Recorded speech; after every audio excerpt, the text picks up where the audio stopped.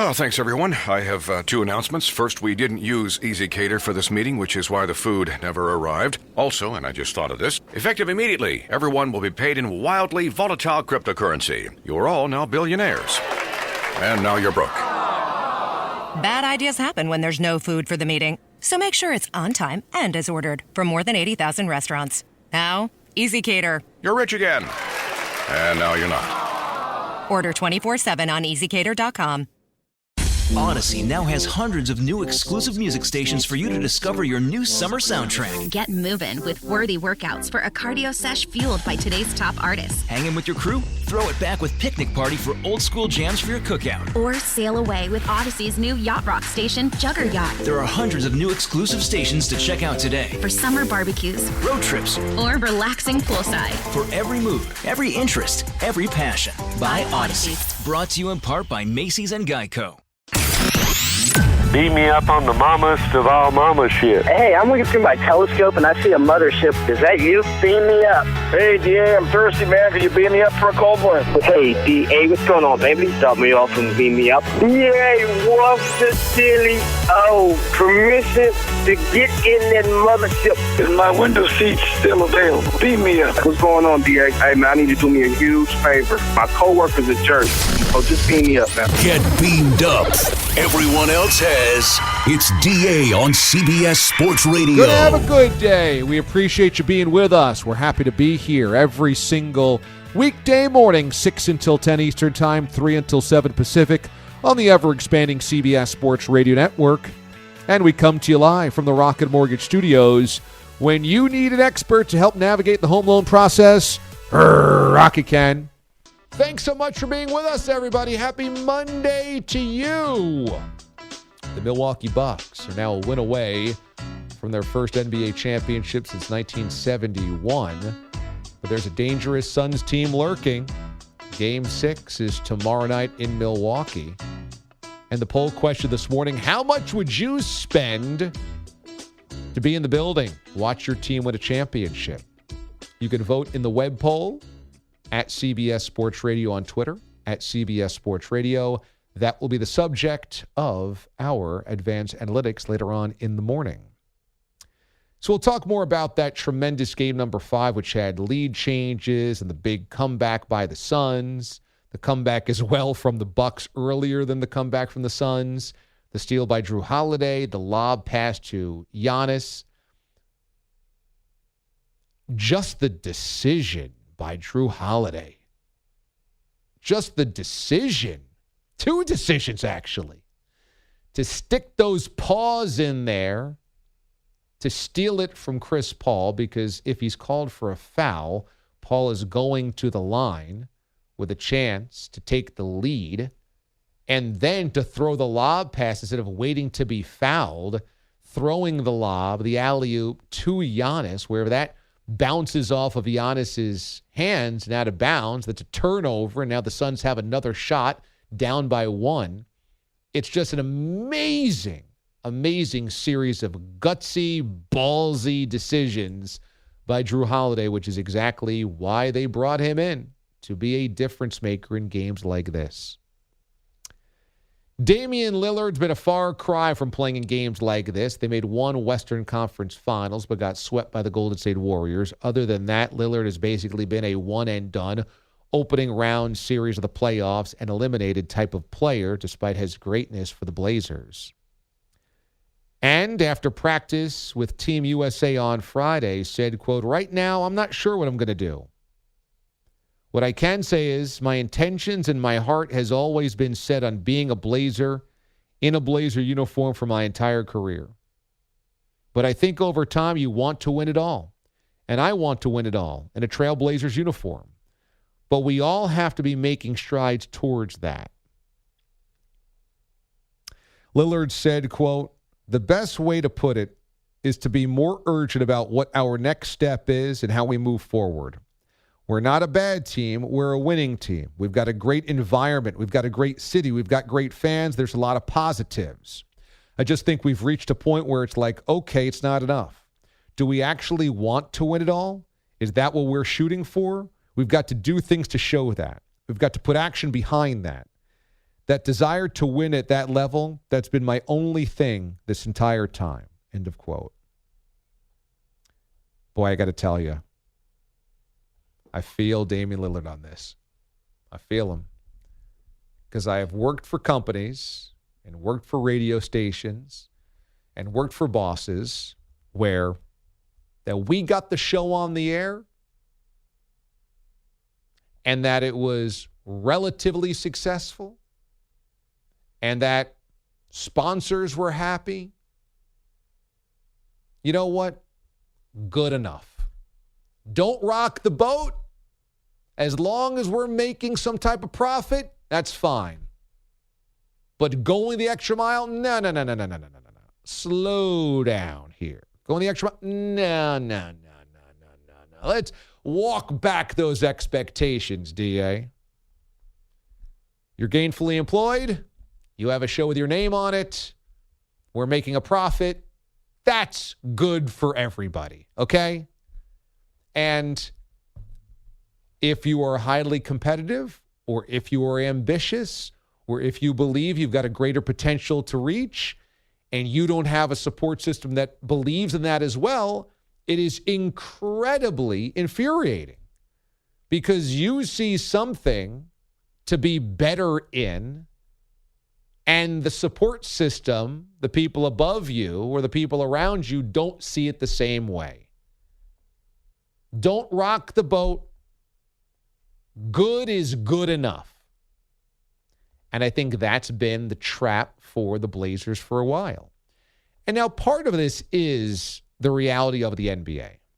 The reality of the NBA is so many teams have had to bottom out to get great that if you're making the playoffs every year, even if it's a 7 or an 8 seed, you're caught in a no man's land because you're not bad enough to have a lottery pick. You're not bad enough to have a top 5 pick, but you're not good enough to get by the elite teams of the NBA.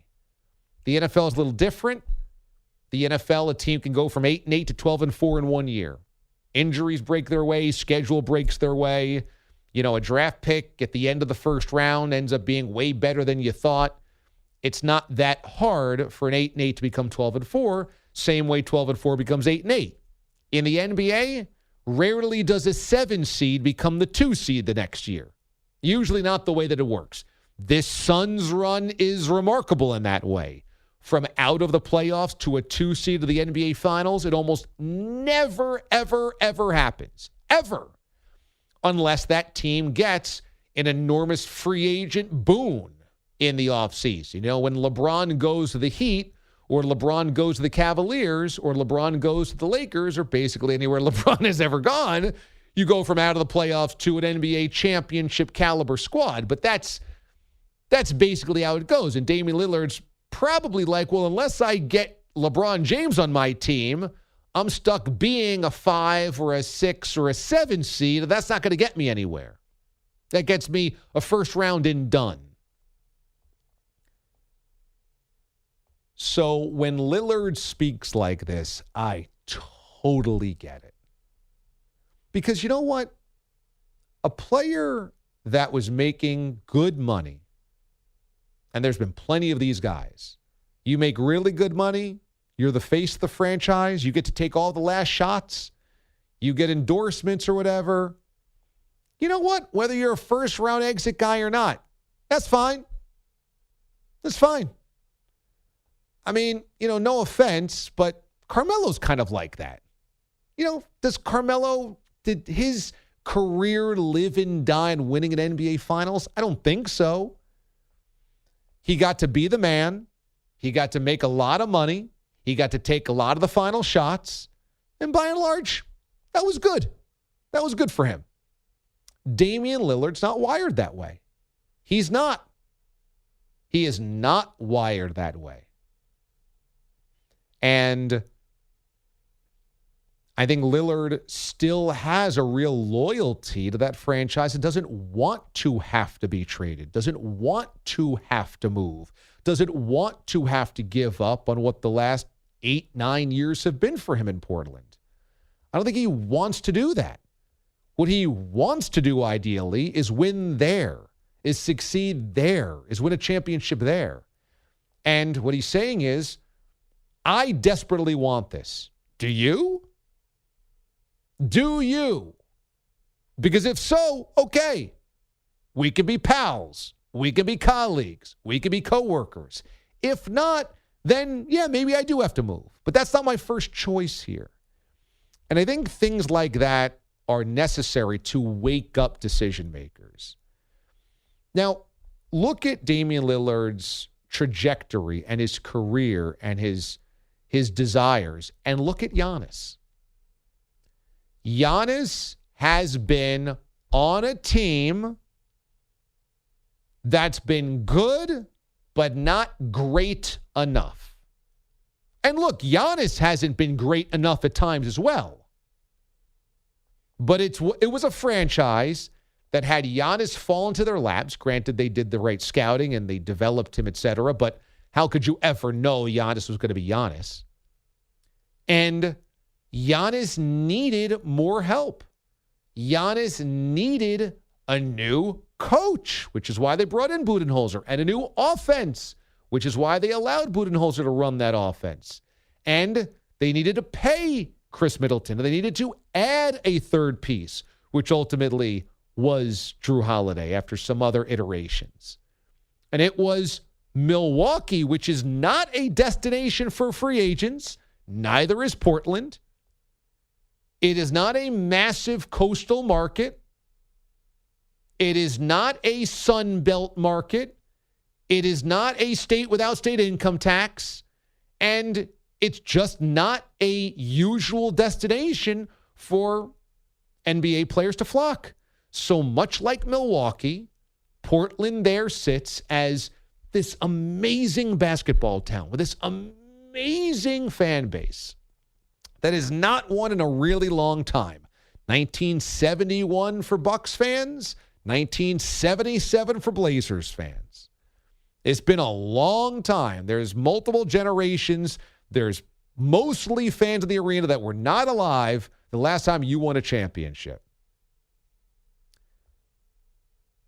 And look at how beautiful this thing is in Milwaukee. Look at this love affair with the Bucks. Look at what will happen if the Bucks can clinch tomorrow night. Look at what is happening here. You want to do it there. You don't want to. You know, Giannis going to the Heat to win or going to the Lakers to win or going somewhere else to win isn't the same as doing it in Milwaukee. It's not. I'm sorry, but LeBron's most, I'm sure, emotional championship is the one with the Cavs. It's not the two with the Heat or the one with the Lakers. So for Lillard, he's staring at the same thing. It's, I want to do it here. It can be really special here. But do I have the right support system? And maybe Chauncey Billups is the right guy. That was perhaps the first statement that we're not okay with this as being status quo, a 5 seed or a 6 seed and being upset in the first round or exiting in the first round, what have you. So that's the first thing that he probably needed to see from the front office. Not that he wanted Terry Stotts fired, but that there was, this is not good enough. This attitude, this is not good enough. And now the next part is, what does the roster look like? Because again, this roster with CJ McCollum and Melo and a bunch of guys that are good but not great, is this good enough? Obviously not. And Lillard needs to see it. So I don't think there's anything wrong with Lillard being public about this. I don't think there's anything wrong with him making this as the kind of mantra in Portland. Are we ready to do what it takes to be great? I don't think there's anything wrong with that. I don't think the Blazers should trade him. I think they should listen to that. I think they should say, okay, let's try to build a champion around Damian Lillard. Easier said than done. But look, the Bucks have proven it's not impossible if you have a centerpiece that you have drafted and developed. They found Chris Middleton in a trade as a second-round draft pick. Drew Holiday is not a superstar, but ends up being a very important piece here. Look at the Bobby Portises of the world. You can build a winner if you have the centerpiece. So many teams didn't have the centerpiece. Lillard is a centerpiece. Can he be as dominant as Giannis? Probably not, because of Giannis's physical power and his ability to score and defend and rebound. Those are things that Lillard can't do on the inside at 7 feet, that Giannis can at 7 feet. But, Lillard is one of the most clutch players of the NBA. He's a guy that clearly makes his teammates better. He's a guy that can be a difference maker defensively. Is a guy that clearly can set up his offensive teammates in that offense. It's not a huge differential. The Blazers should be looking at the Bucks and going, what's their blueprint? How do we replicate that? Because there's a lot of similarities there. And it's okay for Lillard to say this and state this, which should be the franchise's mantra. Are we doing enough? 855-212-4CBS is that phone number, or on Twitter, DA on CBS. When we come back, we've got your best audio of the day in sound check, and that includes the crazy moment yesterday where a Major League Baseball pitcher just forgets about where the baseball is, and Fernando Tatis Jr. described that crazy and scary situation at Nationals Park on Saturday night where gunshots were heard outside the park. DA, CBS Sports Radio. How do you order food for the office these days? How do you make sure it's on time and as ordered? How can you get it individually packaged? How? EasyCater. When you order on EasyCater.com, the food comes as ordered and on time 98% of the time. And when there's a problem, which is practically never, thank you for calling EasyCater. you can reach someone in about 9 seconds. How do you order 24/7 from more than 80,000 restaurants? How? EasyCater. Order 24/7 on EasyCater.com. CBS presents this program in color. An educated person can't think he's going to get a recruit by strippers coming in. They can fire you, but they can't eat you. And they run through our ass like through a tin horn, man, and we could not stop them. The audio you need to hear. It's DA's Soundcheck. The simulcast today can be watched on YouTube. If you normally watch us at watchda.com or on Twitch, you can check us out on YouTube this morning. We did this on Thursday's show as well, so check us out. YouTube's channel for CBS Sports Radio is at CBS Sports Radio or youtube.com/CBS Sports Radio. We begin with the scary situation in D.C. on Saturday night when there were gunshots heard outside the ballpark. Now, people didn't know whether it was gunshots in the ballpark or outside the ballpark. Here was Fernando Tatis Jr. as the Padres were playing the Nats that night. It was crazy. It was a panic moment, being able just to see everybody running and not making sure what's going on. It's just a moment that you really don't want to be part of. But, we were part of it last night, but thank God everybody was good and safe. Well, look, ballpark security's pretty good. And you go through metal detectors, and let's hope that we never have a shooting at a ballpark. But unfortunately, the reality of our American society is there's shootings everywhere all of the time, and we don't seem to have any answers to how to stop it, which is dispiriting and depressing and terrifying. And that hopefully it never happens, but we've had them at concerts, and we've had them at movie theaters, and we've had them at schools. So who's to say there won't be a ballpark or stadium incident? Hopefully it never happens. But when this news breaks on Saturday night and people don't know where it's coming from, for me, it wasn't like, oh, there's no way this could happen inside the ballpark, which is awful and terrifying and terrible that that's a reality in 2021 America. But unfortunately it is. And thankfully it was outside. And thankfully there were not more people hurt. But it is this jarring reminder that, wow, no matter where you are, there is no sanctuary in America. Here is Alex Cora as over the weekend, outfielder Alex Verdugo ends up throwing a baseball into the stands at Yankee Stadium to a Red Sox fan. But a Yankee fan gets the baseball and then throws it back on the field and hits Verdugo, who's playing in the outfield, with the baseball in the back. All hell breaks loose. Verdugo is really upset. Cora comes out. He wants to clear his team from the field. Here's Corey explaining it. I want to get this out of my chest. And I know what I did in 17. I disrespected the game. But one thing I learned last year, and this is something that probably I forgot through my career, this is just a game. It's a game. This is not like life and death, it's not this like drama that people want.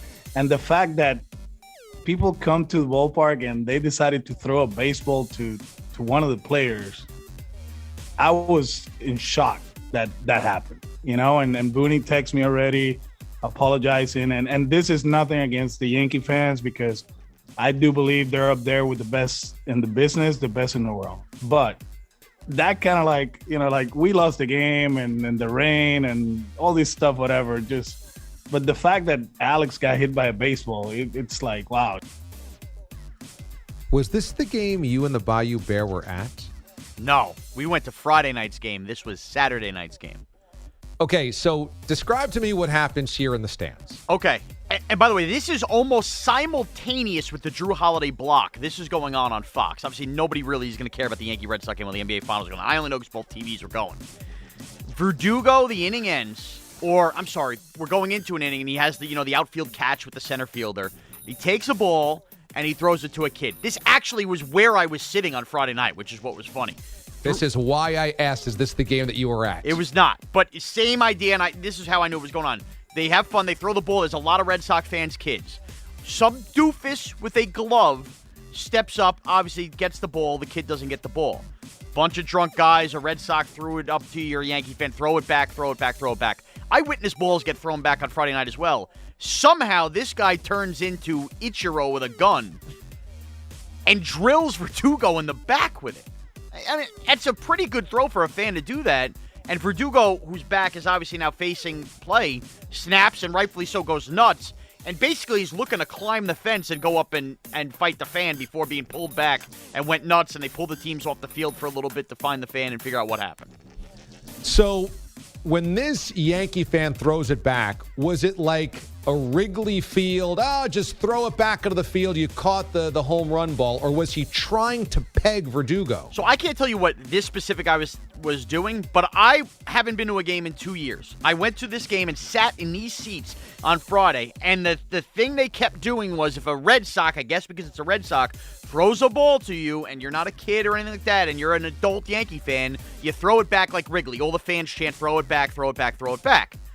Should be harmless. The ball, wimply goes on the field. Somehow, I don't know if he was trying to hit Verdugo. He might have been. If he wasn't, I don't know how this fan had a drunken cannon the way he did. But he drills Verdugo in the numbers. So from where you were sitting, how hard of a throw is it to peg the outfielder? It takes a good gun. I mean, it probably is only 50 yards, and I guess somebody could do that, but you've got to think about, you're throwing it, you're actually facing downward because the stands are going on the field. You got to have a little oomph to it. I would say it's a pretty difficult throw. Like, straight-laced, if you were just standing on a field with your buddy, that's fine. Pressure of all the fans in Yankee Stadium chanting at you to throw it back, 50-yard throw, but you have to be pretty precise. Schwartz would never throw that ball back. Not a chance. He caught another one this weekend at a Duck game. Doesn't matter if it's a team that he hates, and he's a Yankee fan. Doesn't matter if that's a Red Sox baseball. He's keeping that baseball. There's no way he's throwing back that baseball. Would you have thrown back a Red Sox baseball with the Bayou Bear on Saturday? 3 years ago, I might have. Today, I absolutely wouldn't have, only because I do think there is the element of me being a dad now has changed me. I have such a soft spot for kids. And, like, where we were sitting on Friday, there is a zillion kids. And we're talking about kids and young people not being into baseball. If you catch a ball, if I'm going to throw it back and not keep it for myself, I would rather hand it to a kid and make their day. I really would. From what is throwing it back gives me the thrill of a drunk guy slapping my hand over a few Modelo's. I'd rather hand it to a kid, make him smile, and know he went home looking at that baseball in the backseat of the car. 3 years ago, though, you fired that baseball. 3 years ago, I drilled Verdugo. Nope, I'm being transparent here, absolutely. I probably would try to hit him, yes. I would be an idiot and try to hit him. If I'm throwing it back, I might as well make a name for myself. Well, this guy ends up getting tossed out of Yankee Stadium in all baseball games forever, so that's not a really good trade-off. It's not, but again, I ask, how is anybody in Camden Yards going to know he's the guy who hit Verdugo? I don't understand that. Yeah. There's a random 80-year-old ticket taker at Tampa Bay. Right. I think you're on the no-fly list, son. Right. I'm sure his name is blocked at Ticketmaster or whatever from buying tickets, but if his buddy buys him a pair of tickets, he's going to the Sky Dome. I mean, there's no doubt about it. I'm sorry. You can't get into this Rangers-Mariners game. I know you. You're on a wanted poster inside the ticket office. And finally, this call is epic. So yesterday, the Mets are melting down in the first inning in Pittsburgh, okay? Note that the Mets are in first place, and the Pirates are 20-some-odd games under 500.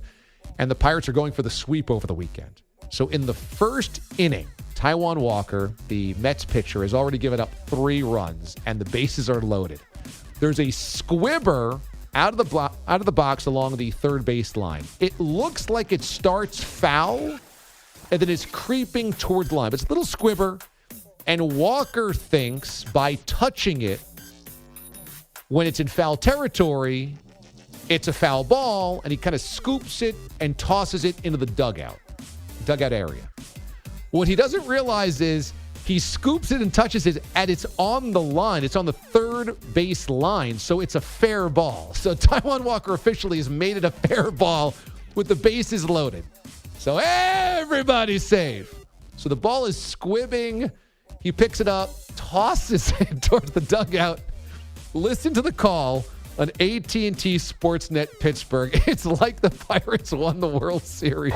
They said to go, go, go. It's a fair ball! It's a fair ball! Oh, my goodness! It's a fair ball! Do you believe this? It's still in play! Pirates score 3! Oh, my gosh! We've seen it all now! We've seen it all! Taijuan Walker! There goes Rojas. He might not be the first. He just bumped the home plate umpire. We have seen it all. Walker shoveled the ball away, and it was fair. And the Pirates score 3. Rojas incensed. It takes the whole crew of umpires to keep him away. And some Mets coaches. I mean, that's how you call a baseball blooper. That's the bottom of the first inning with a Pirate team 20 games under 500. And there is an, oh my goodness, now we've seen everything. My gosh, do you believe it? Like it's Joe Carter. Fair ball! Do you believe this? It's still in play! Pirates score 3! Oh my gosh! I mean, look, it's a quirky, silly play. It's a blooper forever. But it's basically like, do you believe in miracles? Yes. My gosh! Do you believe it? Taijuan Walker has scooped a ball and tossed it to the dugout. We've now seen everything. We've seen it all now. We've seen it all. Taijuan Walker.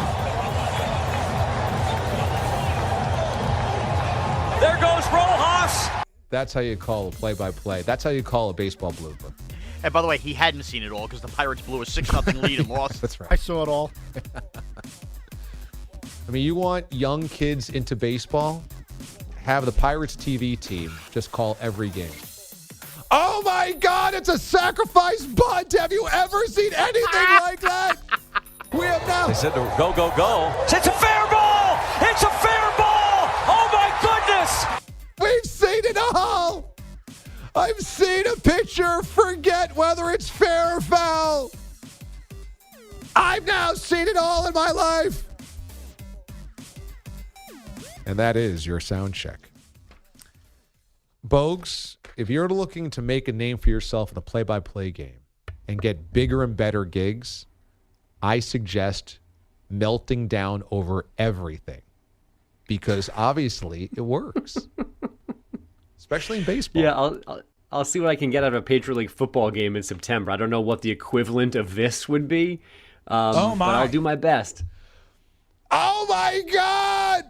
The quarterback threw an incomplete pass on 4th down. Oh my goodness! I can't believe it. It's now 3rd and 7. On 3rd and 7, the coach called a run play. I've seen it all. 13 minutes left in the first quarter. Yeah. The Delaware Blueheads band is on the field. I mean, it's halftime. They should be here, but they're on the field. Oh my goodness! Poor Kadri. I feel bad for him already, having to stand next to me going crazy for no reason. The band is playing Avril Lavigne. Avril Lavigne.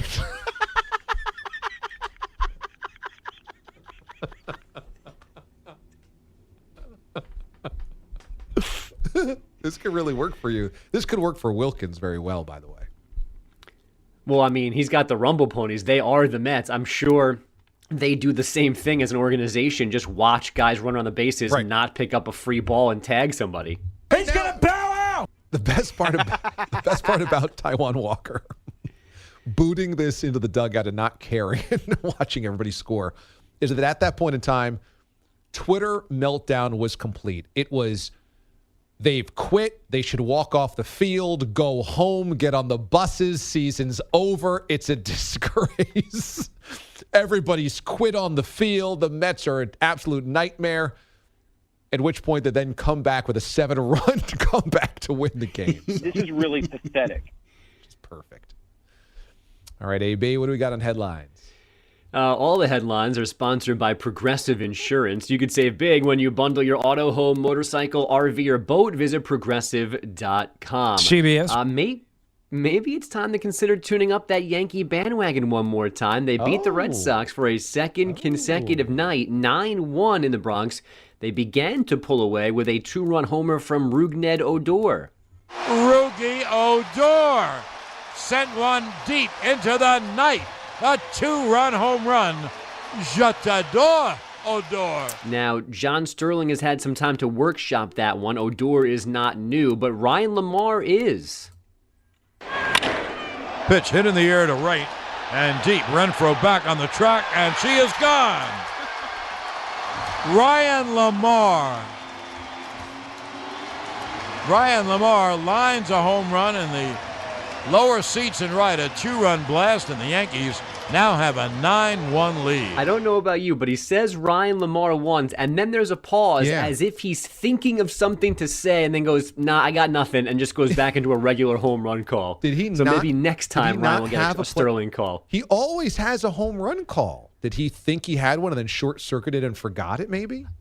I mean, he was up earlier in the year. He only came back, I think, on Friday, I guess, because of all of their COVID issues. So maybe this caught him off guard. He wasn't prepared for Ryan Lamar to go deep. But, I mean, at the very least, he hits one far. I mean, Lamar's an easy rhyme. You got to be able to think of that one on the fly here if you're John Sterling. I think you just got to play with the Ryan more than the Lamar. Okay, what would you say? Ryan saves his privates deep to left field. Ryan saves his privates? Are you trying to kill like Susan? Saving Private Ryan. Oh, no, I get the reference, but hitting privates would be the Yankee teammates. I thought you meant like private parts. Get your head out of the gutter. Ryan saves his privates. Privates is in his teammates? Ryan roars. What a lion. Deep to left. Sterling's was fine. Silence was better. Ryan isn't buying the season over. Okay, that's probably the best of the three. All right. I mean, at least I'm giving you a little effort. I didn't hear anybody else chime in. Terrible. Ryan saves his privates?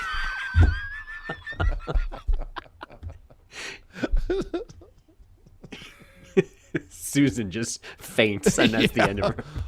Oh, my God. Just faints right out of the press box and rolls down 3 sections. That would be the day. John, my heart has now given out. His privates, John? Oh, no. Yeah. By the way, welcome aboard to our new boss, dealing with the fallout of John saving his privates. I thought it was poetic, Susan.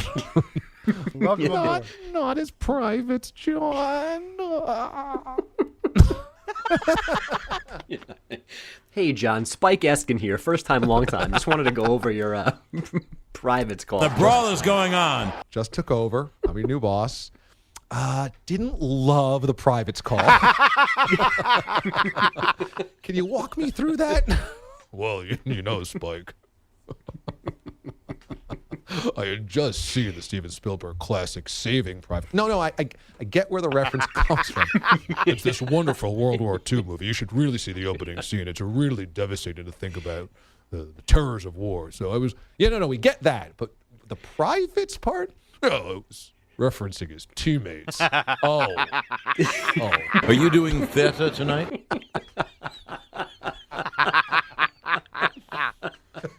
I wish someone would explain it to me.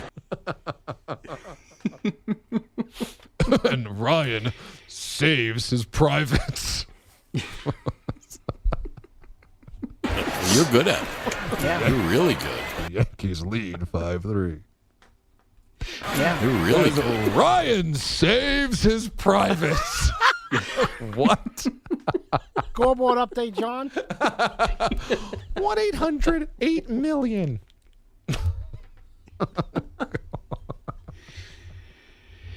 All right, you. What do you mean 1-800-8-million? That's what I read. I don't write them. I just read them. It's the phone number? You can rent movies on your TV on demand, John? You can watch Saving Private Ryan whenever you want. So I can watch Space Jam at home right now and not go to the theater, John?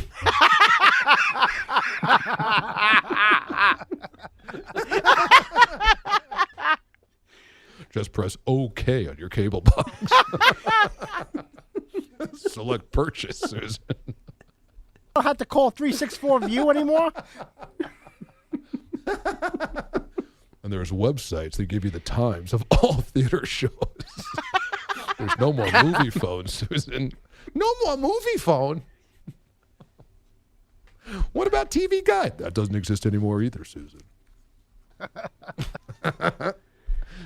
All right, headlines. All right, yeah. U.S. men's basketball finished its Olympic tune-ups with an 83-76 win over Spain in Vegas. Damian Lillard had a team-high 19, 14 for Kevin Durant. The U.S. women handled Nigeria 93-62 after dropping their first two exhibitions. Both teams fly for Tokyo today. The men play first there against France on Sunday. U.S. men's soccer held off Canada 1-0 to clinch Group B in the Gold Cup. They will play Jamaica or Costa Rica in the quarterfinals this weekend in Dallas. And Japanese officials first said this morning a member of the U.S. women's gymnastics team had tested positive for COVID. They did not provide a name, only saying she was a teenager. We now know it was an alternate on the team. She is in isolation at the moment. And it deserves repeating, Colin Morikawa is your champion golfer of the year. A two-shot win over Jordan Spieth at Royal St. George's yesterday.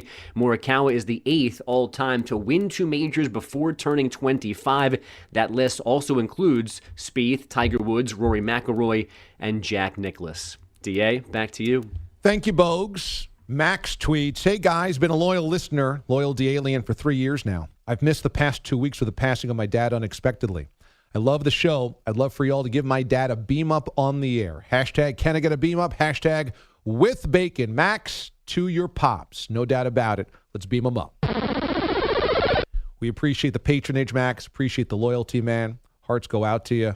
Obviously, never easy to lose a loved one, especially one unexpectedly, especially a parent. So we feel for you, buddy, and thank you so much for, again, the shout-out and coming back to the show, and hopefully we can make you laugh this morning.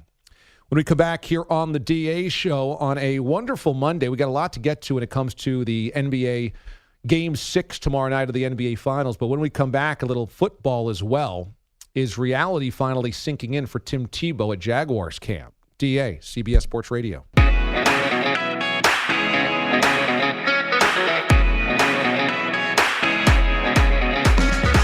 Open now for brunch. I don't know if you've ever watched him eat. Like, I always have to stop him because I don't know the Heimlich. And I said normal people don't put 10 chips in their mouth at one time. It doesn't count as one bite, Sean. DA on CBS Sports Radio. 49 minutes past the hour. DA with you here on CBS Sports Radio. Full podcast always available of the show, all 4 hours with limited commercial interruption.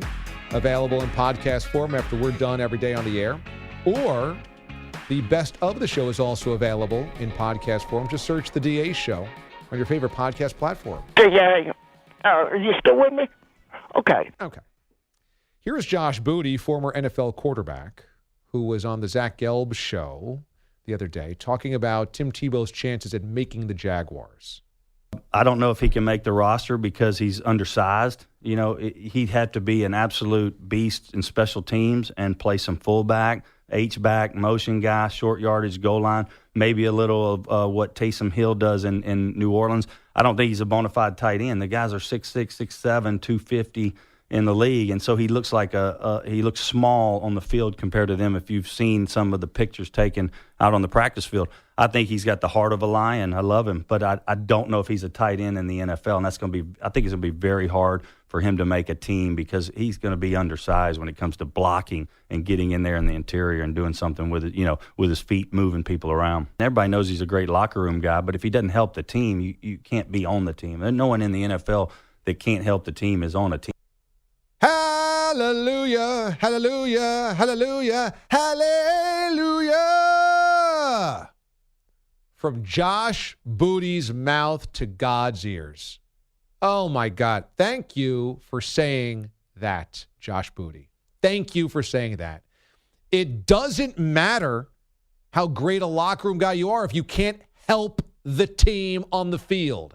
There's nobody in the league on any roster that doesn't help the team on the field. And I'm so sick and tired of NFL pundits suggesting that Tim Tebow has a role in the NFL as basically a cheerleader. No, that's not a role. You have to help the team. And here is Booty saying exactly that. Heart of a lion, hard worker.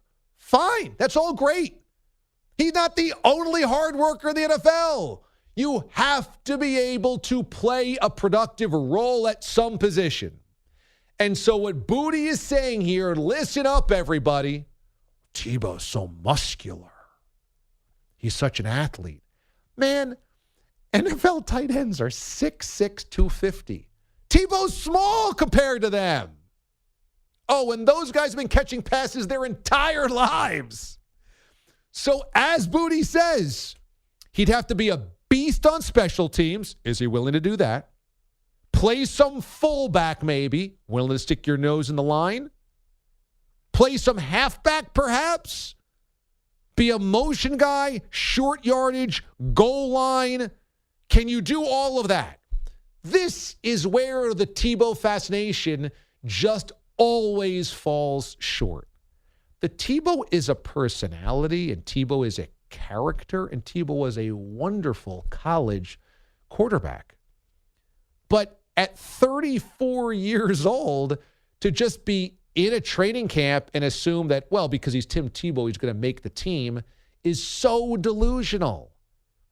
And look, I have patience with some of this because most people don't understand how all of the intricacies of roster movement and building works and all of the little things that tight ends have to do, or anybody on special teams, or anybody in any role on the offense or defense for that matter. I mean, people just look at a name and they assume, well, hard worker, good college player, he'll make a team if he wants to make a team.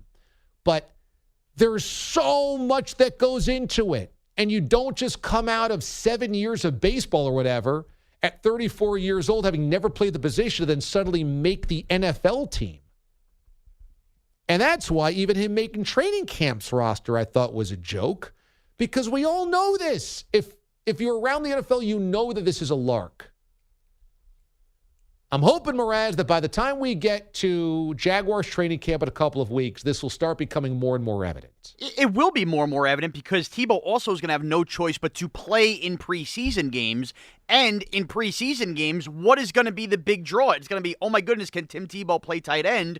And we're all going to see it unfold in front of our eyes that Tim Tebow is not going to be able to contribute at an NFL level at tight end. And everybody's going to see for themselves that he has no business on the Jaguar roster. Is he going to be willing to stick his nose into goal line situations as a blocker? He has to, though. If he wants to play this, he has to. And not only that, if you're not the number 1 or number 2 tight end, which conceivably he's not, you also need to stick your nose in hardcore on special teams. Right. Or goal line situations, Yeah. special team situations. Is he willing to be a wedge blocker? No shot. Is he willing to... Even if he's willing, it doesn't mean he's going to be able to do it. When we come back here on the show, how iconic does Drew Holiday's steal and lob become if the Bucs clinch tomorrow night?